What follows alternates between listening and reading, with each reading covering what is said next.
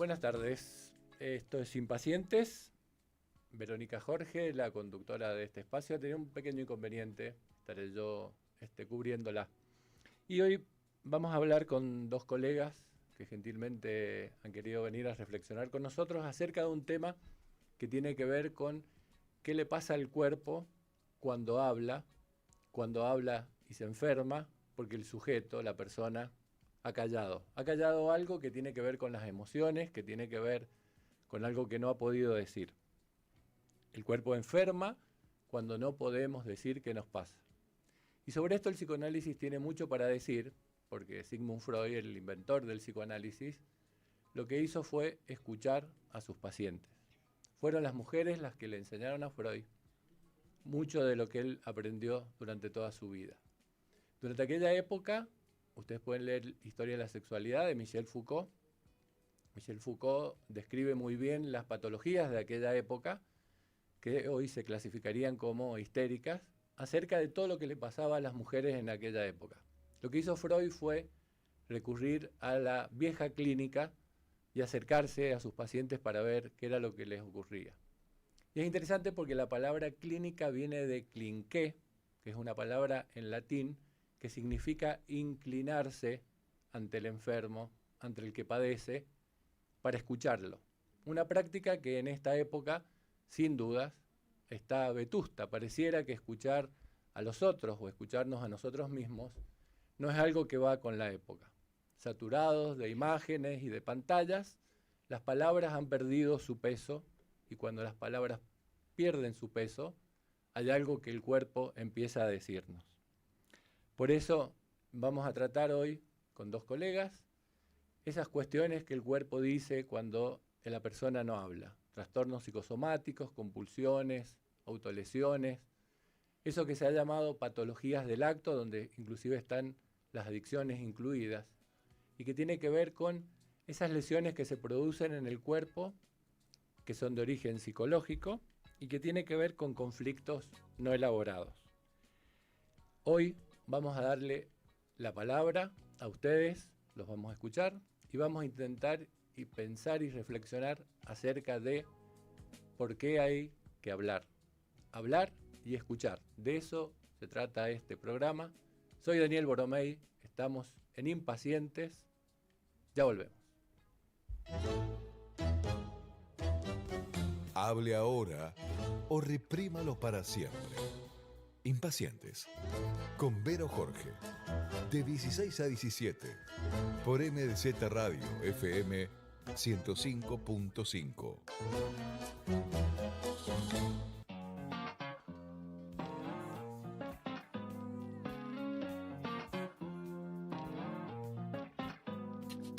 Heartbeats up and down, I'm in a gambling phase. Going round and round, it's a trampoline stay. Oh, it's like I never run out of breath, and I don't care if we make a mess. It doesn't matter what's coming next. So can we just be bona fide? Girl, you got me waking up confused, lost in time. Every moment tastes like someone. Acá estamos de vuelta en Impacientes. Hablar y escuchar. Esa es la propuesta que tenemos para esta tarde. Con mis pacientes escucho mucho esto de no puedo frenar, no puedo parar. Pasa en las compulsiones, pasa en las adicciones. Y hoy día vamos a parar, vamos a reflexionar, vamos a tratar de escucharnos y de escucharlos a ustedes. Para eso nos pueden enviar un audio o un mensaje al 261-673-6000. Y han hecho un parate en sus obligaciones y en sus ocupaciones, mis invitadas de esta tarde, que les agradezco que hayan podido venir para pensar conmigo algunas cuestiones. Estamos con Viviana Vangeri, que es psicoanalista, es doctora en psicología, y con Paula Cruciani, que es psiquiatra y es médica de guardia de CIPAU. Buenas tardes, ¿cómo están? Gracias por acompañarme. Gracias. Bueno, la idea era pensar un poco estas patologías del acto con ustedes. Viviana ha escrito un libro, que si me permitís lo vamos a mostrar a cámara. Ahí está el libro. Viviana escribió un libro muy interesante que se llama Tatuajes, autolesiones, fenómenos psicosomáticos. acontecimiento del cuerpo y su relación con la época, que es justamente lo que yo traía en la presentación, cómo la época tiene que ver con algo que callamos y que el sujeto no tiene un espacio para hablar. Hoy día vamos a intentar dar ese espacio y justamente un espacio terapéutico o psicoanalítico intenta darle un lugar a la persona para que pueda hablar. Vamos a preguntarle a Viviana, ¿por qué se te ocurrió, Vivi, escribir sobre eso? Bueno, la inquietud, digamos, surgió a partir de la clínica, ¿no? Los pacientes cuando vienen a la consulta, bueno, vienen con su cuerpo, ¿no? Bueno, como vos planteabas, el cuerpo no es, digamos, sin sus marcas, el cuerpo habla. En realidad, yo lo que planteo en el libro es que no es que el cuerpo hable, sino que hay algo que habla a través del cuerpo, como si el cuerpo fuese un parlante, Bien. ¿no? Que tiene que ver con lo no dicho, ¿no? Y que trae como consecuencias diferentes marcas. Pensé en trabajar sobre algunas de ellas, hay muchas. Vamos a decir que no hay un cuerpo sin marcas y que el cuerpo soporta marcas, ¿no? A veces más sufrientes, unas que otras. Y bueno, fue a partir de ahí, ¿no? Con el tema de autolesiones, con el tema de otro tipo de marcas que a veces insisten, ¿no? Con el tema de distintas enfermedades, con ciertas particularidades, que bueno, me llevó a pensar que, bueno, no hay análisis sin cuerpo. Perfecto. Es interesante ese concepto que planteas de el cuerpo como amplificador. Lo pensé yo cuando vos dijiste como parlante que amplifica algo. Y los psicoanalistas sabemos que hay marcas que vienen de la prehistoria del sujeto que entran por el cuerpo y que marcan al sujeto justamente para que el sujeto repita una y otra vez esas marcas, de las cuales a veces no sabe nada o no quiere saber nada. Exacto. Y el que amplifica es justamente el cuerpo, ¿no? Uh-huh. En ese sentido yo creo que la época tiene mucho de tapar ese amplificador, ¿no? Esto que yo pensaba con sobresaturados de imágenes, vamos pasando, scrolleando una cosa a la otra. Tal cual. Y este concepto que vos decías de que traen el cuerpo, porque no hay cuerpo sin el otro. Es decir, para tener nosotros un cuerpo necesitamos estar con el otro. El psicoanálisis nos enseña que es a partir de la mirada del otro, que nosotros somos captados como sujetos por otro, y hay algo ahí que se configura a partir de esa mirada del otro, inclusive cuando esa mirada no está, las patologías suelen ser bastante graves, ¿no? Tal cual. Le vamos a preguntar a Paula. Paula trabaja en CIPAU. ¿Qué es CIPAU, Paula? Centro Integral Provincial de Atención de la Urgencia del Adolescente. Perfecto. ¿Reciben pacientes de qué edad a qué edad? De 14 a 17 años, solo es de salud mental. De salud mental. Exacto, no es salud integral, o sea, urgencias de salud mental. Perfecto. Urgencias. Bien. Urgencias. Cuando ustedes reciben a un paciente, ¿qué equipo los recibe? ¿Cómo trabajan en esa primera entrevista? Bueno, nosotros somos un equipo grande y muy hermoso. Creo que hacemos equipo desde la gente de la puerta, secretarias. Los jóvenes llegan acompañados de referentes afectivos, llegan solos muchas veces también. Los recibe el equipo de enfermería, que les explica qué es CIPAU, porque muchas veces los derivan y no saben. Les explica al respecto del secreto profesional también, y les toman los signos vitales. Después de eso hacemos nosotros una entrevista que entra el equipo interdisciplinario, psiquiatras, psicólogos, trabajador social. Perfecto. Y en esa primera entrevista, ¿qué intentan ver ustedes? ¿Qué intentan captar? Puntualizar el motivo que desencadena esa crisis en ese momento e intentamos ver si se trata realmente de una situación de urgencia o no. A veces es solo una intervención en la guardia. Y si esa persona necesita en ese momento un abordaje, bueno, ¿de qué tipo? En CIPAU hay distintas maneras de trabajar la urgencia. Tenemos un dispositivo de seguimiento que es ambulatorio, o sea, nosotros podemos citar a los chicos varias veces en la semana. Hay desde hace un tiempo, que es lo más nuevo que hay en CIPAU, unas camas en la guardia para trabajar la urgencia en un tiempo más acotado. Se pueden quedar horas, se quedan acompañados de un referente. Y también si hay un riesgo cierto e inminente, se decide la internación. Perfecto. Que no es en todos los casos. Algunos No. pacientes Es lo último que se decide. es lo último que se decide. Ujú. ¿Y cómo determinan si es una urgencia o si tiene que ir a otro lado el paciente? ¿Cómo lo trabajan eso? Y por ahí pasa muchas veces, por ejemplo, de derivaciones, sobre todo de la escuela, que no se le da ese momento de escucha a los adolescentes, como a ver qué pasa, por qué lloran, por qué hay una crisis, por qué hay una autolesión, un corte, que es sobre todo lo que nosotros vemos. Y intentamos despejar realmente si eso es algo que irrumpe en ese momento y que por eso está ahí, o si hace mucho tiempo viene con este padecimiento, con este dolor psíquico, y no es necesario un abordaje de guardia, sino un tratamiento en salud mental. Perfecto. ¿Y la familia está contenida, Paula, también? Porque me imagino que mucho de esto que ustedes reciben tiene que ver con la mamá y el papá o el núcleo familiar, etcétera. La familia es una gran pregunta en este tiempo. Por eso digo referentes afectivos, porque no siempre está la mamá y el papá. A veces hay una tía, una hermana, una vecina, la cuidadora de un hogar. Pero buscan siempre un referente. Siempre un referente, claro. sí, siempre alguien que acompañe, que nos pueda dar una mano.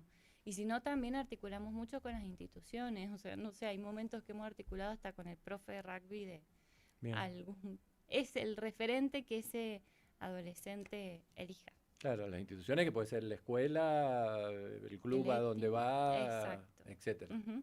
Sí. ¿Vos, Vivi, recibís muchos adolescentes tu consulta? Trabajo con gente joven que transita distintas situaciones que tienen que ver con algo que Paula decía, que tiene que ver con el dolor psíquico, ¿no? Y traen en el cuerpo a veces esto no dicho, ¿no? Sobre todo este dolor que no logra ser tramitado, digamos, ¿no? Que no ha pasado por la palabra y por su tramitación, porque también a veces está la creencia de, bueno, ya lo dije y no se me pasó, Ujú. ¿no? Ujú. O a lo mejor tenemos a un adolescente que habla un montón y dice un montón de cosas y sigue a lo mejor con una determinada conducta, digamos. Es una palabra, no es cualquier palabra cuando decimos Exacto. hablar, ¿no? Hay algo de la tramitación, hay algo de lo simbólico, digamos, hacia lo que hay que apuntar en ese trabajo, hay algo de un proceso a transitar para que algo de eso mudo que está en el cuerpo pueda pasar a otro registro y generar un alivio, digamos, ¿no? Pero esto no es exclusivo de los adolescentes. Exactamente. Pero muy interesante eso que decís de la persona puede hablar y sin embargo seguir, ¿no? Porque ser mudo en este plano significa no hacer un bla, bla, bla, bla, bla, bla, sino que puede hablar algo de la verdad del sujeto. También es una época esta de mucho bla, bla, bla, sin decir absolutamente nada, ¿no? Sí, La idea es darle al sujeto un lugar para que, esto es del psicoanálisis, la palabra no sea vacía, sino que sea plena. Tal cual. Y que aparezca algo de esta verdad del sujeto en ese espacio que se le brinda, ¿no? Ahora, ¿bajo qué formas en tu práctica, no? Aparecen esas marcas de las que hablaste vos? ¿Qué es lo que más ves en estos trastornos psicosomáticos, en las compulsiones, etcétera? Sí, bueno, distintos tipos de marcas, ¿no? Vos nombraste algunas, cada uno con su singularidad. Me parece importante aclarar que aunque a la vista parezcan marcas similares en los sujetos, no sé, las autolesiones o una determinada enfermedad llamada psicosomática, nunca es lo mismo de un sujeto a otro. Esto siempre se escucha desde la singularidad. A veces se circulan estas cosas de que esta enfermedad significa tal cosa o esta significa tal otra. En realidad, la verdad acerca de esa enfermedad es exclusiva de cada sujeto, digamos, ¿no? El tema de las enfermedades, de los padecimientos, es algo frecuente con sus distintas manifestaciones, ¿no? Sobre todo en sujetos que se manifiestan como con una gran dificultad ante la demanda, ¿no? Una respuesta a una demanda, sea laboral, sea familiar o de la índole que sea, de pareja, donde, bueno, hay una dificultad en el límite, en el parar, ¿no? En el quedar pegado. Perfecto. ¿No? Y bueno, y algo de esto resuena en el cuerpo, Bien. ¿no? Lesionándolo. Vamos a ver de qué se tratan estas marcas. Vamos a una pausa y devolvemos. Sexo, vínculos y otras catástrofes emocionales. Impacientes, con Vero Jorge.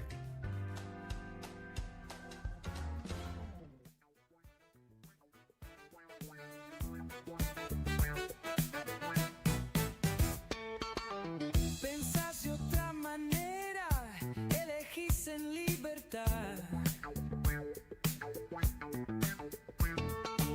Sabes lo que sucede, escuchas, sentís, estás. MDZ Radio es tu sitio, es tu dial.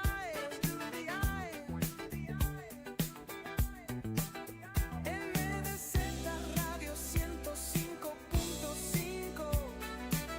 MDZ Radio, lo mejor está por venir.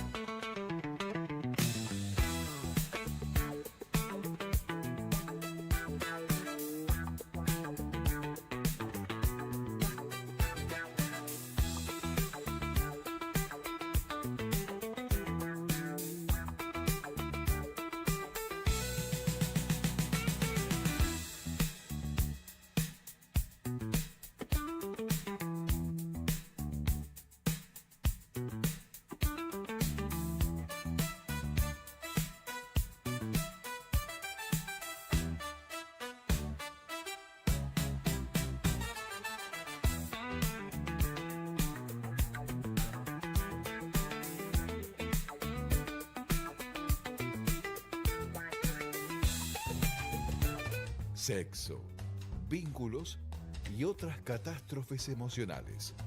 Impacientes, con Vero Jorge.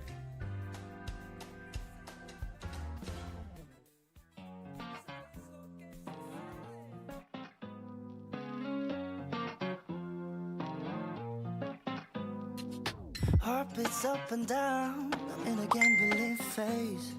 We're going round and round. Hola, buenas tardes. Está buenísimo el programa, buenísimo que hablen de estos temas. Yo quería consultar sobre los adolescentes cuando se cortan los brazos, se cortan las piernas. Bueno, ¿qué significa eso? ¿Por qué lo hacen? Bueno, muchas gracias. Me encanta Impaciente. Espero que Verónica esté bien y te felicito, Daniel, porque lo haces muy bien. Qué genio, Daniel Boromey, hablas muy bien, me encanta este programa de Impacientes, te felicito.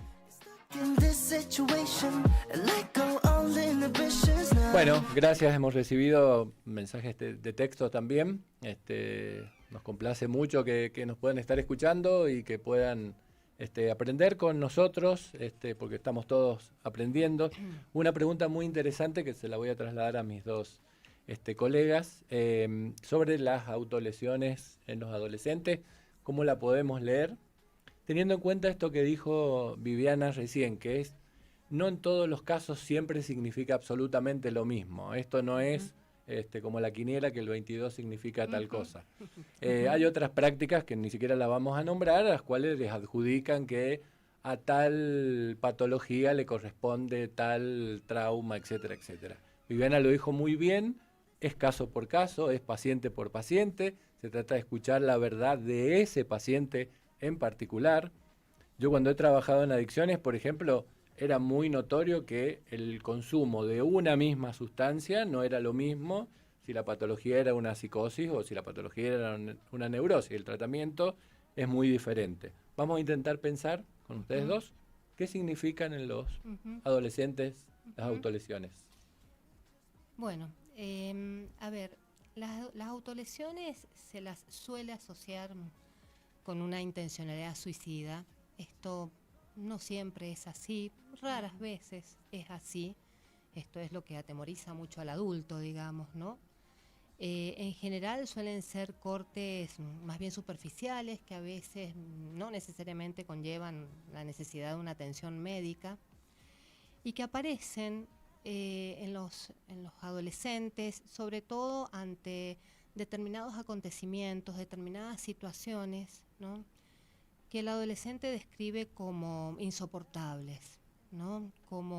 Y aparece la autolesión como un acto desesperado, ¿no?, como un intento de hacer con la angustia, digamos, ¿no? A veces refieren que es preferible soportar un dolor orgánico, ¿no?, y como que algo detiene, ¿no?, ese corte, algo de este dolor psíquico detiene, pero transitoriamente, vamos a decir, un ratito, porque después el dolor vuelve y la culpa se suma también, ¿no? Entonces, no digo que en todos los casos no haya un mayor riesgo, pero en general se manifiesta así. A veces el adulto dice, quiere llamar la atención. Vamos a decir que hay un llamado al otro, ¿sí?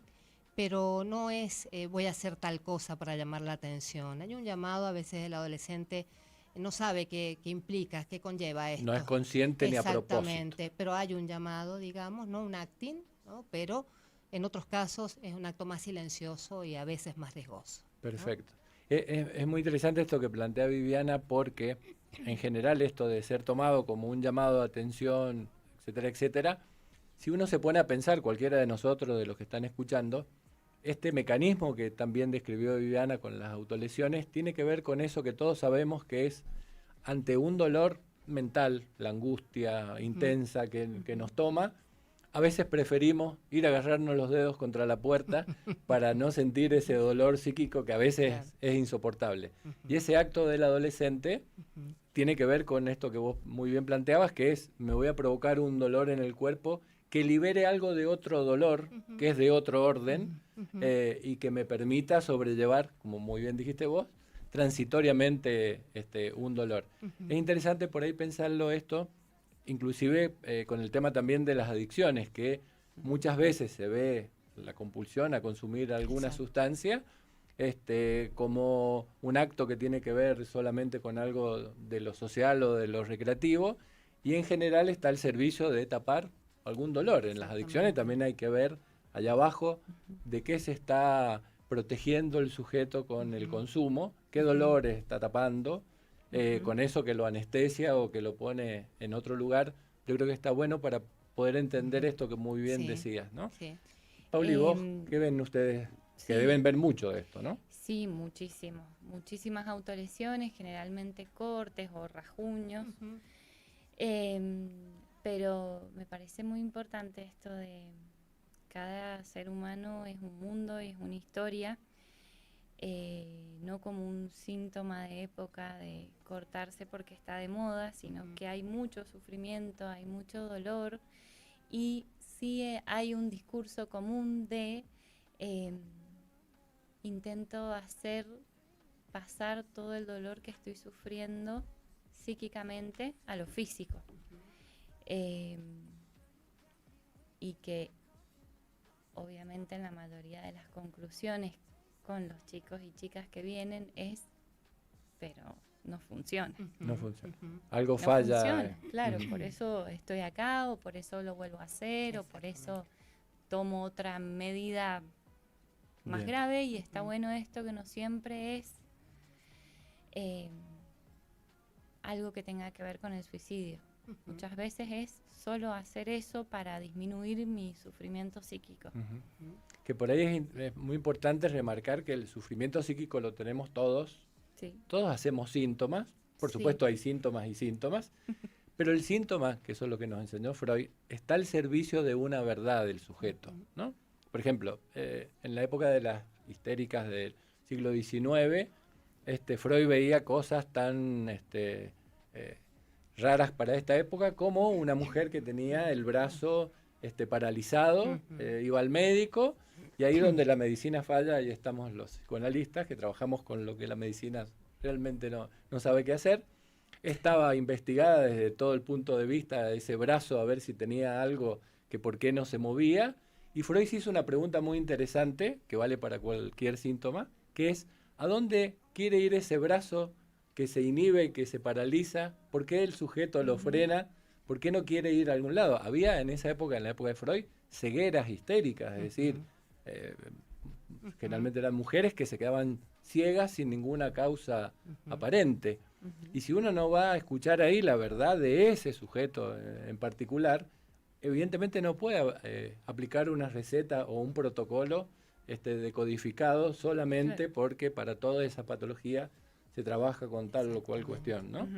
Y en esto de las autolesiones, que muy bien Vivi dijo esto de las marcas en el cuerpo, no solamente la tienen los adolescentes, hay otras marcas en el cuerpo como esas que el sujeto se hace metiéndose algo en el cuerpo, que es de un orden dañino, mortífero para el sujeto, gozoso, diríamos los psicoanalistas, como son ciertas compulsiones o ciertas adicciones, que supongo que también la verán ustedes en su clínica. ¿Qué ven ustedes, Paula Nancy Pau? Últimamente, desde hace unos meses, más o menos, desde marzo, ha sido significativamente muy grande el aumento de los chicos que vienen con problemática de consumo.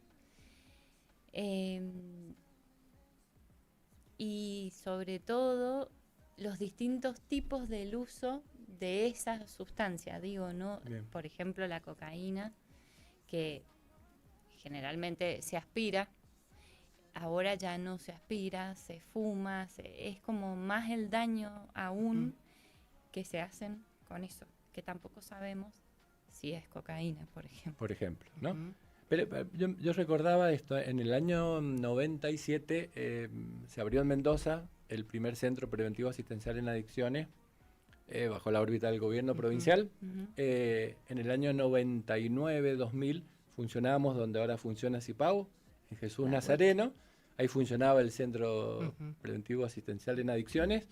Y abrimos, yo dirigía en ese momento, el centro de día de adicciones, donde venían los pacientes, pasaban el día y había otro tipo de tratamiento que era ambulatorio.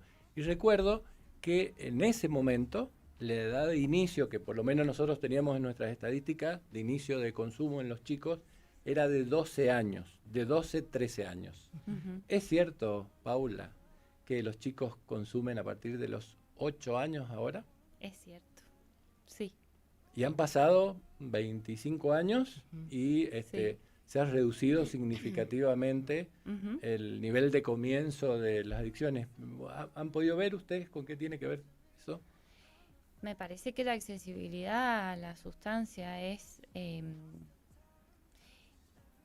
como lo que hace llegar a esas personas, como que llega de algún modo a consumir, a acceder, a comprar. Y también me parece que tiene que ver con la familia, con los adultos que están alrededor, que no los están mirando, que no los están escuchando, que dejan que no lo están escuchando, muy bien. No le dan un espacio para hablar y no los escuchan. Porque yo recuerdo esa estadística de hace 25 años, parece un montón, pero no es tanto, de inicio a los 12 años que teníamos, muy raro algún chico que venía de 12 o 13 años en ese momento, y las estadísticas que había a nivel provincial, pero ahora significativamente se ha reducido a 8 años el inicio del consumo. ¿Vos, Vivi, en el consultorio particular ves muchas adicciones, compulsiones? Sí, y pensaba también cómo es que ingresan en esto, ¿no? Ujú. Tanto en el tema de las compulsiones, de las adicciones, el tema de las autolesiones, y más allá de la singularidad, ¿no? De cada caso, pensaba que ahí sí hay un punto en común que tiene que ver con la gran dificultad para transitar, para elaborar situaciones difíciles, dolorosas. Y esto lo aprendemos de chiquito, ¿no? Por supuesto que a lo largo de la vida se puede seguir trabajando, pero la posibilidad de que se le enseñe a un niño, y esto en torno a lo que vos decías de la familia, a autoapaciguarse, a tranquilizarse, a transitar situaciones, a vérselas con el dolor, con la angustia, ¿no?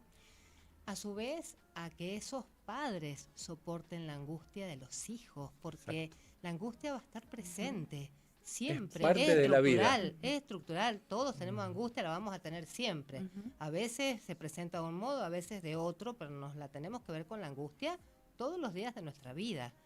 Ahora, ¿qué es lo que vamos aprendiendo a hacer con esto? ¿No? Y esto, también digo esto para trabajar a veces con los papás, que se la tienen que ver con la angustia de los hijos, con esto, con el consumo, con las autolesiones, con todos estos temas, ¿no? Con los trastornos de alimentación, digo, va todo a parar al Ujú, cuerpo, ¿no? ujú. Es un Exacto. gran laboratorio de impresiones el cuerpo y de todas estas situaciones, pero creo que hay algo ahí que tiene que ver con la gran intolerancia, bueno, con la gran dificultad a transitar momentos difíciles y de angustia, Sí. que cada vez se soporta menos, ni el adulto, ni el niño, ni el adolescente, y bueno, quedan todos envueltos en estas situaciones, digo, Exactamente. y que a veces, repito, no es solo, bueno, hablemos, sí, esto también, pero podemos caer en el bla bla, digamos, como vos decías, y a veces es, ¿qué hacemos con esta o con aquella situación que me resulta tan difícil y dolorosa, ¿no? Ujú. Desde que tengo 8, 5, 10, 15... 40, 50, 60. Exactamente. Por eso Viviana en su libro pone acontecimiento del cuerpo y su relación con la época, porque yo creo que justamente es la época Ujú. la que empuja a esa idea de la autoayuda de vivir sin angustia, como si la vida Ujú, fuera algo ujú. que se pudiera eludir la Claro, angustia, de claro. chiquito, de grande, etcétera. Y es muy interesante esto que vos decís, inclusive el trabajo que hacen ustedes, por eso te pregunté por la familia, de que hay algo ahí en los papás, se supone que adultos responsables, que no toleran tampoco en ellos mismos la angustia. ¿No? Los que somos padres lo sabemos, ser padre conlleva Ujú. cierta angustia en Ujú. relación a los hijos, Ujú. porque también viene Ujú. eso en la crianza y en las cosas que van sucediendo. Y es muy interesante poder pensar cómo hay algo de la época que creo que lo virtual ayuda muchísimo a Sí. intentar morigerar Ujú. mediante ese tóxico que es lo virtual, Ujú. las redes, etcétera, Ujú. etcétera. Esto que se llama angustia. Gente que está todo el Ujú. día trabajando, yo tengo pacientes que están todo el día trabajando, se van rendidos a la cama y se pasan 2 horas pasando el TikTok y se levantan el otro día con los ojos así. Yo no tengo redes sociales, les aviso, y hay vida más allá de las redes sociales. Existe una vida sin redes sociales. Se los digo porque es una cuestión casi de sanidad mental que creo que podríamos practicar, porque cuando Sí. vos decías lo de los papás, yo recordaba que tengo algunos pacientes que le ponen un límite a los chicos Ujú. para que miren el celular, por Ujú. ejemplo, media hora por día, 1 hora de pantalla, etcétera. Y esos mismos papás me cuentan a mí que no pueden dejar de estar tirados en el sillón Claro. 2 horas Claro. escroleando Ujú. las cositas que Ujú. aparecen en las redes sociales, ¿no? Es decir, que hay algo de la tramitación de la angustia que se transmite Ujú. desde la casa, desde esas marcas Sí. que vienen, ¿no? Sí. Que no solamente pasa por la conducta de ver al papá o a la mamá haciendo eso, sino de aprender, como hemos aprendido todos de nuestros papás o de Ujú. nuestro círculo más íntimo, cómo se las arregla ese que nos quiere y que nos ama con la angustia. Exactamente. Con la propia y en este caso la del adulto frente a la angustia del adolescente. Porque ese hijo adolescente va a pasar por muchos momentos donde la angustia va a tener sus manifestaciones y a veces está la gran preocupación porque se rajuñó, porque se hizo rajuños, porque se ha estado haciendo marcas o porque se puso un montón de piercing y tiene un montón de perforaciones y después se tatuó y después parece que no termina. El límite es el cuerpo, la piel, ¿no? Es un gran lienzo biográfico la piel. Perfecto. Pero que no es eso. Es otra que no cosa. es eso, es otra cosa. Bueno, vamos a dejar para después de la pausa. ¿Qué será eso de los piercing, los tatuajes, hacerse cosas en el cuerpo? Ya volvemos. Sexo, vínculos y otras catástrofes emocionales. Impacientes, con Vero Jorge.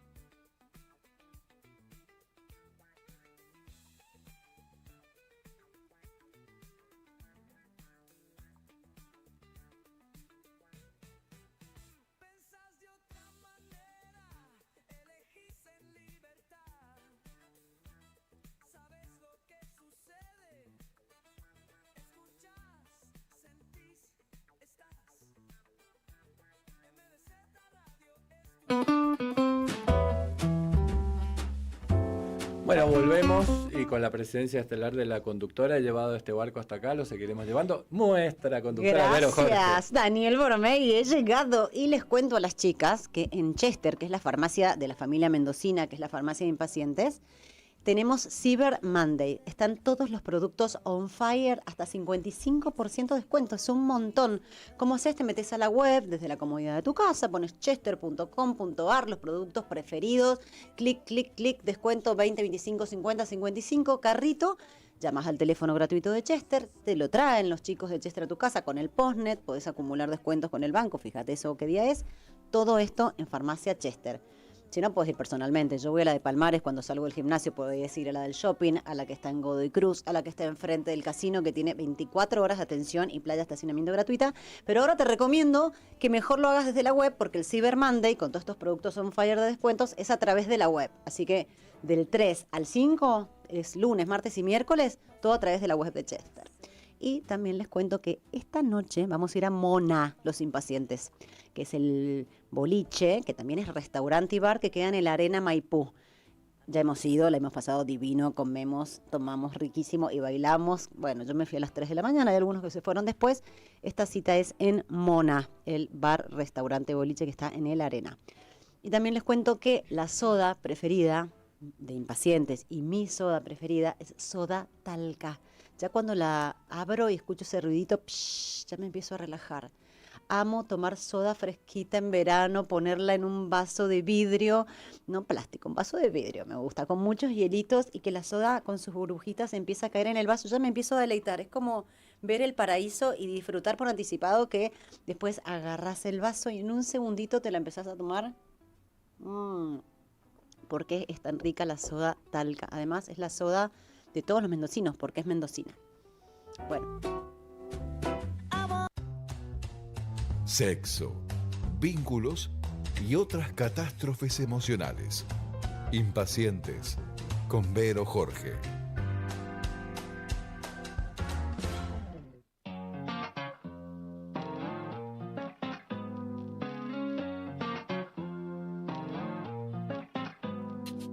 Heartbeats up and down. I'm in a gambling. Buenas chicos, ¿cómo les va? Me encantó el programa, buenísimo, que no se corte. ¿Qué hay de las parejas que se hacen tatuajes y después se separan? ¿Hay algo o no? You got me waking up confused, lost in time. Bueno, volvemos con Impacientes después de haber recibido a nuestra Vero Jorge y de escuchar Los escuché mientras venía para acá ¿Sí? y me encantó lo que dijeron del dolor psíquico, que hay que tramitarlo, que si ese dolor psíquico no pasa por la palabra, queda como enquistado en el cuerpo. Pero también dijeron algo maravilloso, que no es cualquier palabra, no es sentarse a hablar, porque a veces uno puede hacer catarse con un amigo, con un profesional, y hay veces que algo de eso pasa al cuerpo y hay veces que no. Y me encantó, me parece importantísimo lo que dijeron, y también me hizo acordar algo de los actores, que vos que sos actor y dramaturgo, Boromey, además de psicólogo y además de conductor flamante de Radio Gracias. MZ. Hay algo que sabes muy bien, que es que uno puede estudiarse un texto en teatro. Sos actriz, te toca un personaje, Titania, en Sueño de una noche de verano en Shakespeare, por ejemplo. Te estudias el texto y puedes decirlo y puede que no pase nada, ni en tu cuerpo, ni en el cuerpo del espectador que te está viendo, que no conmueve nada. Porque no es solo la palabra en sí, sino que esa palabra tramite o haga algo con ese cuerpo, una conjunción. No sé, ustedes son los profesionales, explíquenlo bien, pero me encantó eso, chicos, los felicito. Muy, muy hermoso, además la imagen que usaron, me encantó. Bueno. Y ya me callo porque me encanta hablar. Me encanta. Gracias, Vero. Bueno, a ver, ¿qué querrá decir eso de tatuarse el cuerpo? Pues yo he tenido pacientes que, al modo de las autolesiones de los adolescentes con los cortes, cada vez que está muy angustiada, va y se hace un tatuaje. Va y se hace un tatuaje, va y se hace un tatuaje, y el cuerpo lleno de tatuaje. Y esta pregunta interesante de este oyente que es, ¿qué pasa con las parejas que intentan hacer algo con el tatuaje de que les quede en la piel? Podríamos hacer 1000 chistes sobre esto, que después se separan, ¿qué van a hacer con Lo tapan, con se hacen eso? otro tatuaje. Se hace otro tatuaje, Un dibujito. se ponen unas iniciales y después las iniciales buscan que sea una frase, etcétera, etcétera. Pero bueno, a ¿Ustedes ver, tienen tatuajes? Tal cual. No. yo sí, yo tengo. Sí, pero junto con una pareja. No, solo, solito. Ah, solito. Uno solito con 2 ideogramas chinos acá. Mostralo, 2 palabras. bueno, está justo con Dos manga palabras. larga. Las 2 palabras son inteligencia y deseo. En un ideograma chino, Qué que en lindo. algún momento difícil de mi vida me lo tatué para recordar que tengo que ser inteligente y tener mucho deseo. Las dos cosas que tiene que tener un hombre para conquistar a una mujer. Bien, bien. Por lo menos lo tengo en el tatuaje. Bueno, Arrancaste bien. arranqué bien, después no sé cómo seguir. Bueno, ¿qué les parece esto de los tatuajes? ¿Vos, Vivi, que lo has estudiado? A ver, primero tengamos en cuenta que los tatuajes, digamos, tienen una finalidad, digo, multifacética, ¿no? Hay tatuajes culturales, no sé, por pertenencia a una determinada tribu. Hay tatuajes que tienen que ver con lo religioso, hay tatuajes que tienen que ver más con lo simbólico, a lo mejor, ¿no? Tatuajes, perforaciones, cortes, la circuncisión, por ejemplo, ¿no? Digo, intervenciones en el cuerpo que son marcas que tienen que ver con algo del orden cultural, ideológico, religioso. Muy interesante esto de la circuncisión, claro, es una Claro, marca, es una marca simbólica muy simbólica. fuerte. Y hay otras que tienen componentes más imaginarios, ¿no? Como esto que decíamos del tatuaje de una pareja, por ejemplo, que tiene como esa connotación del para siempre, ¿no? O sea, este tatuaje, de hecho, a veces se escucha a la gente que, bueno, en una ocasión leí en un libro que alguien había dicho, me hice este tatuaje, era un preso, para que el día que me tengan que reconocer, el tatuaje seguro va a estar, ¿no? Tenía que ver con la muerte. Exactamente, en ese caso, pero con el ser identificado, ¿no? Con la permanencia del tatuaje, sobre todo. Bueno, digo, volviendo un poco a lo de la pareja, un poco este componente más imaginario, ¿no? Que aparece a veces en grupos de amigos, ¿no? Madre e hija, ¿no? Un tatuaje familiar, digo, bueno, lo mismo en la pareja, como con componentes más simbólicos y con componentes más imaginarios. Y bueno, lo imaginario se corre cuando esa pareja llega a su fin, si es que llega a su fin, y bueno, hace falta hacer algo con ese tatuaje, que son todos estos chistes que hacíamos recién, ¿no? A veces el tatuaje tiene otras connotaciones, que es un poco lo que yo trabajé en el libro, que es cuando es algo del orden de una insistencia, ¿no?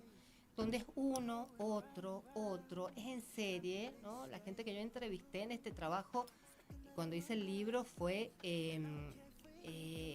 como que me hice este tatuaje, este y este, y la idea era seguir, algunos decían es un vicio, ¿no? Pero como una insistencia y como en serie. Y articulados muchas veces algún acontecimiento, ¿no? Por eso el libro tiene el término acontecimiento. Ahí era, me tatué cuando, ¿no? Me empecé a cortar cuando, volviendo a las otras marcas, me enfermé cuando, o esta enfermedad reapareció cuando, ¿no? O me hice este otro tatuaje cuando me separé, cuando murió un ser querido, ¿no? A veces aparece el tatuaje como un símbolo de permanencia ante las pérdidas. Muy frecuente, la gente pierde a alguien querido y se hace un tatuaje como un intento de tramitar algo ahí de eso tan Pero doloroso. eso es tan algo lindo, angustiante, ¿verdad? Es ¿no? algo catártico. A ver, es parte de un proceso, pero no es el proceso. Claro. No, Es no. como un intento de inscribir, como un intento tal vez de retener también, ¿no? De recordar, de no olvidar.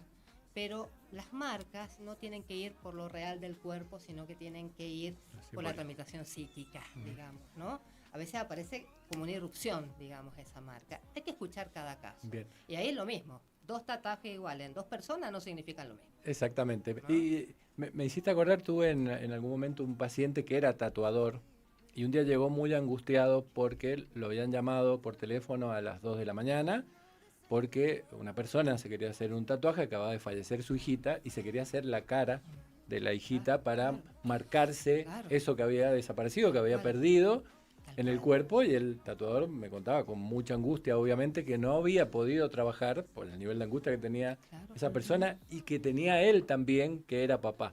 Ahora, esto de los tatuajes en la pareja, con la Vero siempre hablamos, yo siempre hablo de amor, ser psicoanalista es saber que todas las historias siempre son historias de amor. Y Todas. Todas las historias Ay, me siempre encanta tienen que ver se con el la amor. juegue y que diga que todas las historias son historias de amor. Siempre tienen que ver con el amor. Si me voy a quejar al banco porque me descontaron algo que no correspondía, Muy ¿eso bien. también es una historia de amor? Muy bien. ¿Ah? Habrá que ver. A ver, contame. Habrá que ver qué te provoca a vos esa demanda de injusticia, de maltrato. Me vuelvo loca, me están de- quitando la poca plata que tengo y encima un banco que es una institución llena de plata y que siempre nos tiranizan. Claro. ¿Y dónde está Bueno, la historia de amor? La historia de amor está no lo vamos a hacer en esta persona, sino en la imaginaria que vos estás diciendo. Quizá haya algún desamor por atrás y algún maltrato que a uno lo manda siempre al lugar de víctima. Por ejemplo, siempre me pasan cosas feas, siempre me pasa a mí, y no hay nada más espantoso que ser víctima. En latín la palabra víctima significa estar atado. Siempre termino perdiendo. Exactamente, Con el banco, con el- siempre. en el amor, en en las las relaciones, con el otro. Es decir, debe haber o puede haber, estamos hipotetizando, un otro detrás del desamor que a uno lo dejó en ese O lugar. tal vez me el de enamoro del víctima. chico que me toma el reclamo. ¿Qué tal? Por ejemplo, eso sería saber hacer, con eso salir del lugar Eso de saber víctima. hacer con la falta. Saber y con, hacer con la con la falta. queja, un trámite amoroso. Muy Me bien. voy victoriosa. Este señor que llamó ahora con el tatuaje de las parejas, por eso me recordó a lo del amor, que seguramente él debe tener uno con una pareja anterior, Sin etcétera, duda, etcétera, es sin personal duda. esa pregunta. Muy personal esa pregunta, sin duda. Decirle láser.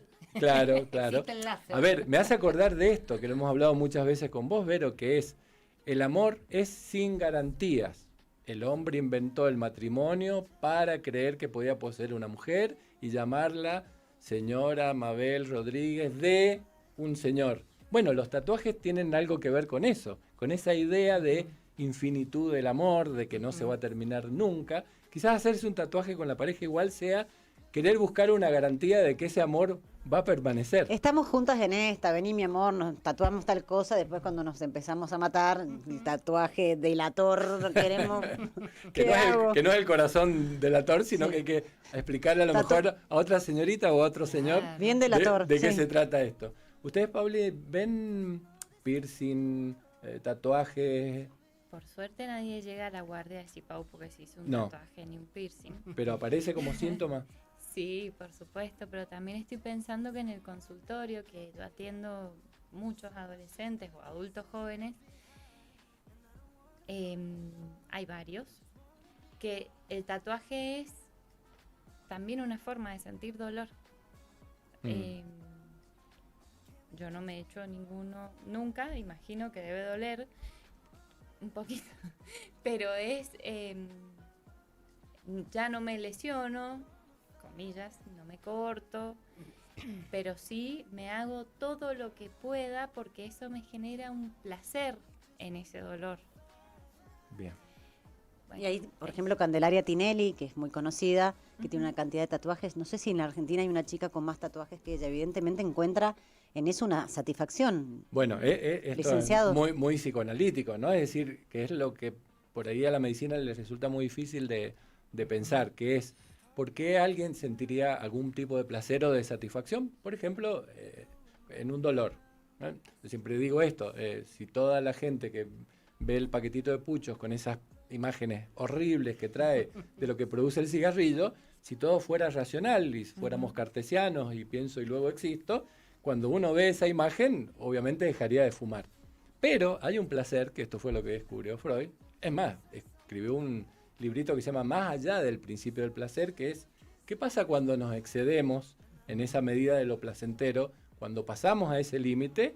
Y ese placer puede ser mortífero, con la comida, con las adicciones. Cuando uno se pasa es cuando se llama goce. Es cuando se llama goce. Ese concepto de goce, que es una palabra que en castellano se usa diferente que en francés, delimita esa falta de medida en el deseo, ese más allá del principio del placer, donde eso se vuelve mortífero.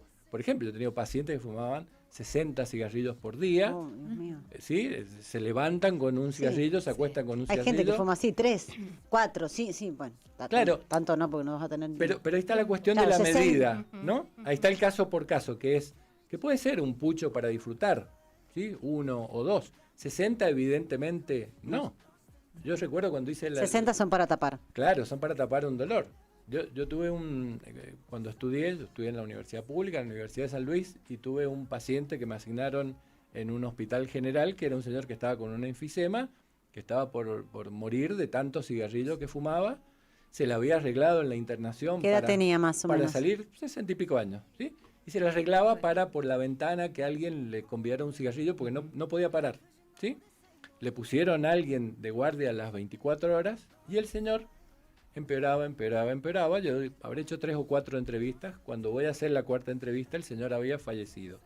¿Por qué? Porque habían descubierto que el señor cortaba un pedacito de la sábana, la enrollaba, la prendía en la estufa y se fumaba la sábana con todo el nylon que tiene la sábana. Eso es el goce.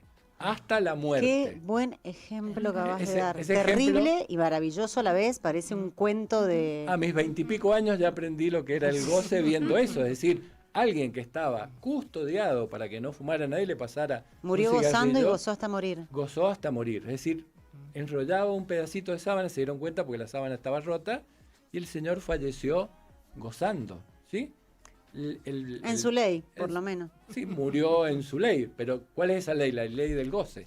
Hay una ley que es la ley del deseo, que tiene una medida. Claro, y la ley del goce está corrida, entonces Está- ahí es donde tienen que intervenir ustedes. Está corrida hasta el fondo, obviamente. Hasta ¿no? morir, en este caso hasta morir. Hasta morir. Y esto para pensar, ¿no? Alguien que fuma, que se tapa la boca, ¿no?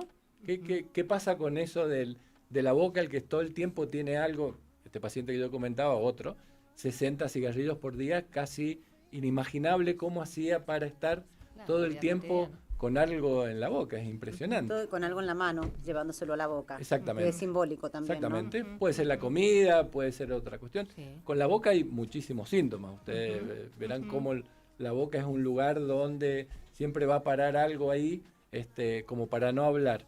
Y yo quería que termináramos con algo, ¿no? Hemos hablado hoy de la importancia de hablar y de escuchar. Les agradezco a Paula y a Viviana. Gracias a la Vero por darnos el espacio. Yo quería decir esto, uno vive como habla. Y si uno puede hablar, la vida mejora. Mejora un poco, aunque sea algo. Algo de ese goce, algo de ese dolor psíquico, algo de esa cosa de la muerte que anda dando vueltas, se atempera un poquito. Algo se calma cuando uno puede decir algo de la verdad de su deseo. Me dejaste pensando, uno vive como habla. Yo debo vivir impacientemente, Bien. sin duda. No, y también dicen que uno actúa como vive. Mm. Trayendo de nuevo la analogía de actuar que decíamos recién, esto de la palabra, que le pasa a los actores, que la palabra podés decirla, pero si no atraviesa el cuerpo de una determinada manera, es como el paciente que habla, habla, habla y nada se modifica. Exactamente. Tenemos un diablito ahí esperándonos detrás de... Sí. ¿Sí? No va a entrar. No va a entrar Bueno, porque es bueno. un diablito que le tiene miedo a los impacientes Que el le día de tiene- hoy. que Es que le- le falta un cuerno. le falta un cuerno. Sí. Bueno. Si Vamos le a falta un cuerno, conseguir ya- quien te ponga el otro. Me parece que ha sido muy importante darnos un espacio como para hablar y para escucharnos. Agradecemos a la gente que nos mandó los audios. Yo les agradezco muy especialmente al Paula y a Viviana que aceptaron esta Sí, invitación. gracias chicas, dos genias, muchas gracias. Y yo te agradezco a vos, Gracias Daniel a Borromey. ustedes. Estás para viernes por medio ser el flamante conductor y yo soy la conductora y la jefa que me encanta mandar a mí. Entonces Te yo encanta puedo por los mandar. pasillos Vos sabés- ir superviso que Es esté que yo todo tengo bien. un problema, no me gusta que nadie me mande. Entonces, No, pero vamos a tener que hablar. ven. Bueno, vamos a hablar. Vamos a tomar un café y hablar. Vale. No, pero Gracias. podemos ceder un poquito cada uno. Seguro. Dale. Gracias a todos. Chao. Gracias, Gracias. Dani.